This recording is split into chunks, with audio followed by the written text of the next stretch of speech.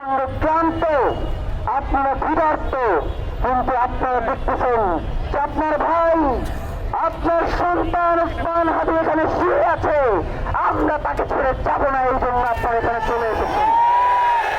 প্রিয় ভাইরা, এখান থেকে আমরা মুহুর মুহুর স্লোগান দেব এবং বাংলাদেশে যারা ক্ষমতায় রয়েছে, বাংলাদেশে যারা ক্ষমতায় আসবার জন্য পরিকল্পনা করছে, প্রস্তুত নিচ্ছে, আমরা সবাইকে একটা জানান দিতে চাই, এই পরিস্থিতি কোনোভাবেই উপেক্ষা করা চলবে না।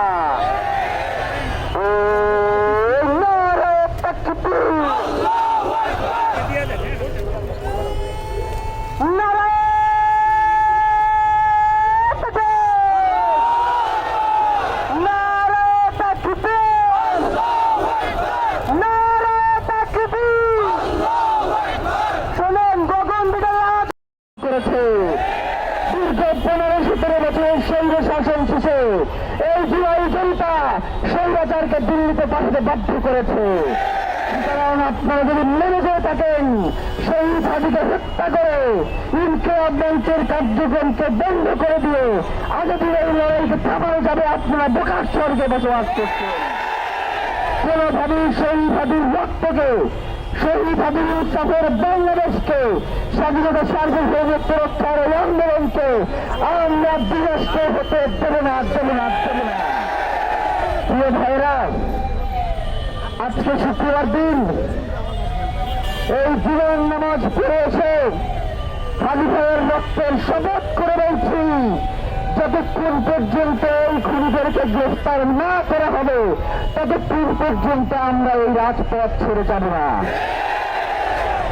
বাংলাদেশের ইনকিলাব মঞ্চের দায়িত্ব এখন বাংলাদেশের 18 কোটি জনগণের।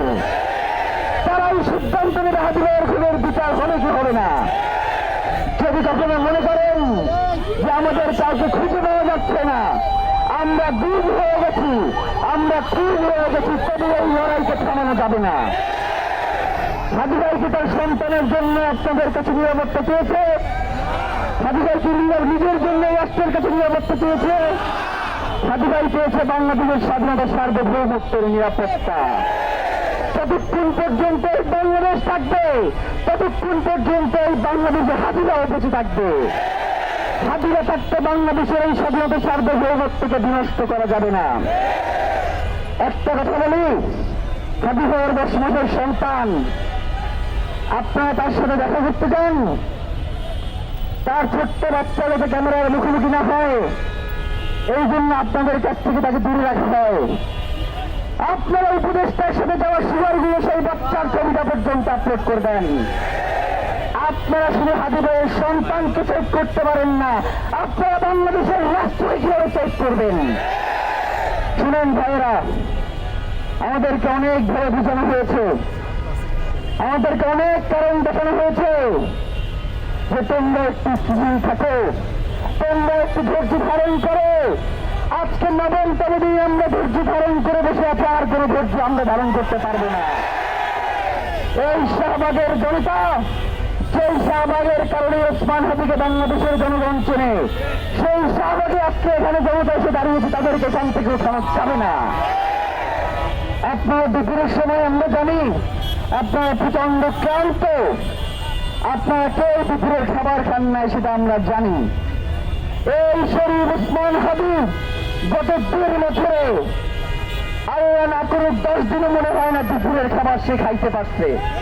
সে রাজপথে পড়েছিল, সে বাংলাদেশের জন্যই রাজপথে পড়েছিল, যাতে বাংলাদেশে যে ইনসাফের লড়াই সে শুরু করেছিল, সেই সাংস্কৃতিক লড়াই বাংলাদেশে সে কায়েম করবার চেষ্টা করছিল, সেটা যাতে কোনোভাবে বিনষ্ট না হয়।